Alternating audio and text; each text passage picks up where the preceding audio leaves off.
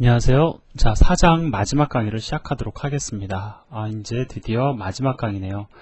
제가 그 강의 내용을 갖다가 조금 추려보니까 아무래도 이 4장 내용이 조금 길다라는 느낌이 듭니다. 5장 강의는 이거보다는 좀 적을 거고요. 6장, 7장 상속 들어가서 조금 길어질 겁니다. 그리고는 이렇게까지 길지는 않을 겁니다. 내용 자체가 제가 봤을 때는 물론 제 강의라서 제가 말씀드리긴 좀 뭐하지만 중복되는 얘기를 해서 제가 좀 늘어지게 강의한 것보다는 내용이 좀 많다라고 생각을 해주셨으면 좋겠네요. 자, 그럼 프렌드 선언에 대해서 얘기를 해보도록 하죠. 이것도 조금 단발성 문법을 갖다가 제가 좀 독립적으로 설명을 드리는 겁니다.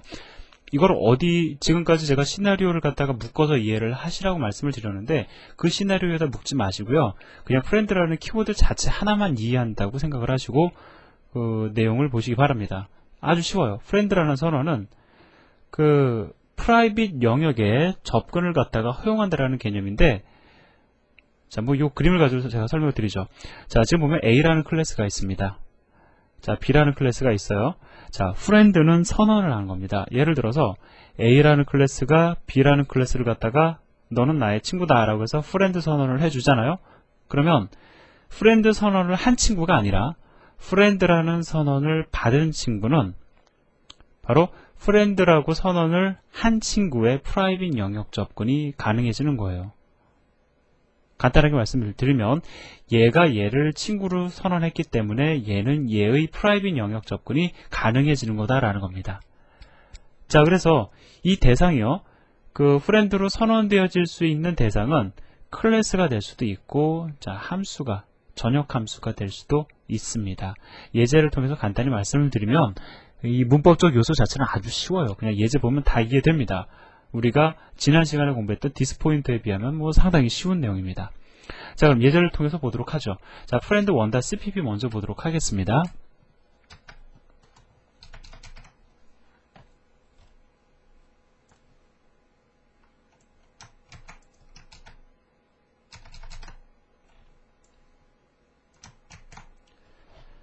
자, 여기 보시면은 counter라는 클래스가 있고요. 그 다음에 setX라는 함수가 있는데 이거 주의해서 보세요. 이거 전역 함수입니까? 멤버 함수입니까?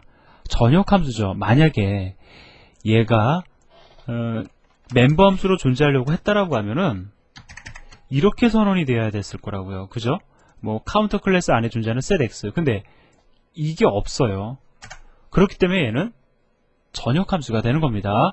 자, 그리고 이것도 마찬가지입니다. 만약에 이 friend라는 선언이 없었다라고 하면 이것은 멤버 함수의 선언이 되는 거죠. 카운터 클래스 안에 존재하는 setX라는 멤버 함수의 선언이 되는 겁니다. 그런데 이거는 이 앞에 friend라는 키워드가 붙고 있죠. 그러니까 어떤 의미가 되느냐?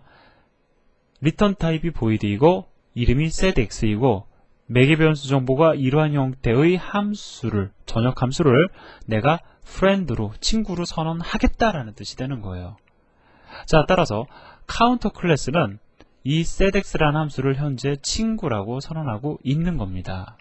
이해되시죠? 자, 그러면 얘가 얘를 친구로 선언했으니까 얘는 얘의 프라이빗 영역 접근이 가능해져요. 자, 눈으로 보시면 아시겠지만 카운터 객체를 참조로 받아서 C 객체의 벨이라는 변수는 현재 프라이빗으로 선언되어 있죠. 벨에 직접 접근해서 값을 변경하고 있습니다. 자, 이해되십니까? 자, 이거 예제 실행해 보면은 실제로 문제가 없다라는 거. 한번 같이 실행해 보죠. 자, 컴파일 문제 없죠?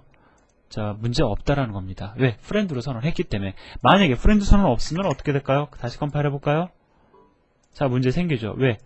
벨은 프라이빗 영역인데 도대체 외부인 setX 함수가 어떻게 접근하느냐? cannot access. access 불가능하다라는 거죠. 자, 그런데 프렌드 선언을 해주면 가능하다라는 겁니다. 어렵지 않죠. 자, 그러면 이번에는 friend to.cpp. 이거는 뭐냐면요, 클래스가 클래스를 프렌드로 선언하는 케이스를 설명을 드리는 겁니다. 자, 여기 보시면은 클래스를 갖다가 프렌드로 선언하는 방법 이렇게 보시면 됩니다. 여기 보시면은 자, A 클래스에 데이터라는 멤버 변수가 있고요. 프라이빗으로 선언되어 있습니다. 자, 그 다음에 클래스 BBB를 갖다가 프렌드로 선언하겠다라고 지금 선언되어 있어요. 이것이 바로 클래스를 프렌드로 선언하는 겁니다. 자, BBB 클래스 여기 존재하죠? 따라서 BBB 클래스 내부에서는 AAA 클래스의 프라이빗 멤버에 얼마든지 액세스가 가능합니다. 자, 보니까 BBB 클래스의 set data라는 함수는 A 클래스의 프라이빗 영역 접근하고 있죠. 자, 이것만 그냥 보셨으면 이걸로서 끝이에요. 뭐 프렌드 더 이상 고민하지 마시고 이거 어디에다 사용할 것인지 그것도 절대 고민하지 마세요. 이게 답니다. 자, 컴파일 타임에 에러 발생 안 하는 것만 확인합시다. 자, 확인하셨죠? 자, 한 가지 더 추가적으로 말씀을 드리고 싶은 거는 이 프렌드 선언은 단방향성을 지닙니다. 즉, A 클래스가 B 클래스를 프렌드로 선언했어요. 그럼 B 클래스는 A 클래스의 프라이빗 영역 접근 가능하죠? 그렇다고 해서 A 클래스가 B 클래스의 프라이빗 영역에까지 접근 가능한 건 아닙니다. 단방향성이에요. 요걸 가지고 다시 말씀을 드리면 A 클래스가 B 클래스를 친구라고 선언을 합니다. 그러면 B 클래스는 A 클래스의 프라이빗 영역 접근 가능해요. 자, 근데 그렇다고 해서 A 클래스도 B 클래스의 프라이빗 영역 접근 가능하냐? 그것은 아니다라는 겁니다. 접근 가능할 수도 있지만 접근 불가능할 수도 있어요. 조건이 붙죠? B 클래스도 A 클래스를 프렌드로 선언해야지만 얘도 얘의 프라이빗 영역 접근이 가능해지는 겁니다. 자, 더 이상 길어지면 사실 괜히 머리만 아파요. 이게 끝입니다. 요 관계만 여러분들 헷갈리지 마세요. 자, 프렌드의 유용성. 아주 제가 단도직입적으로 말씀을 드리지만 이거 유용하지 않습니다. 그럼 전혀 필요 없느냐? 그건 아니에요, 또.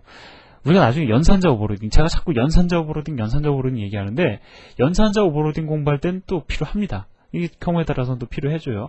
근데 얘가 상당히 욕을 얻어먹는 문법 요소 중에 하나인데, 그 이유는 뭐냐면, 정보 은닉에 위배되기 때문에 그래요. 왜? 프렌드 선언이 되어지면은 프라이빗 영역이 오픈되어져 버리죠. 정보 은닉이 무너져 버리는 겁니다. 그럼에도 불구하고 연산자 오버로딩에서는 유용하게 사용이 됩니다. 따라서 여러분들은 프렌드 키워드에 대한 기본적인 문법적 요소만 이해를 하시고 절대 사용하지 마세요. 언제까지? 연산자 오버로딩 공부할 때까지. 절대 사용하지 마세요. 프렌드로만 선언으로만 해결 가능한 문제가 있느냐? 존재하지 않으니까 절대 사용하지 마세요. 단, 연산자 오버로딩에서는 그 얘기가 예외가 될 수 있습니다. 이해되셨죠? 자, 더 이상 길게 얘기 안 하고요. 프렌드는.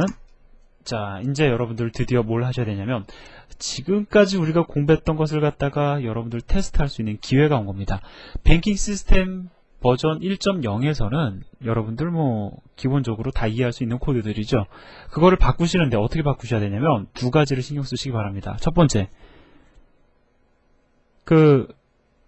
어카운트 클래스를 갖다가 이러한 형태로 정의를 하시는데 그때는 어카운트라는 구조체 버전 1.0에서는요, 이 네임이 배열이었어요. 문자열 배열이었는데 이것을 포인터로 선언하셔서, 자, 생성자 내에서 동적 할당하시고 소멸자에서 동적 할당된 메모리 공간 소멸하는 형태로 어카운트 클래스를 정의하시기 바랍니다. 더불어 정보 은닉 캡슐화.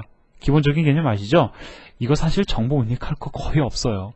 캡슐화 할 것도 정보 은닉할 거 뻔합니다.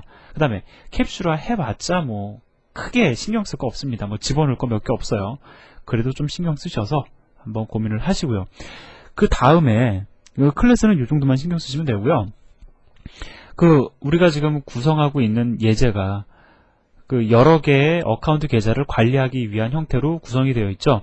그러다 보니까 생성되는 어카운트 구조체 변수를 저장하기 위한 배열이 버전 1.0에서 제공이 되었었는데, 이번에는 우리가 클래스의 객체를 저장하기 위한 배열을 선언해야 될 겁니다. 그런데요, 배열을 이러한 형태로 선언하시기 바랍니다. 이게 의미하는 바가 뭐죠? 즉,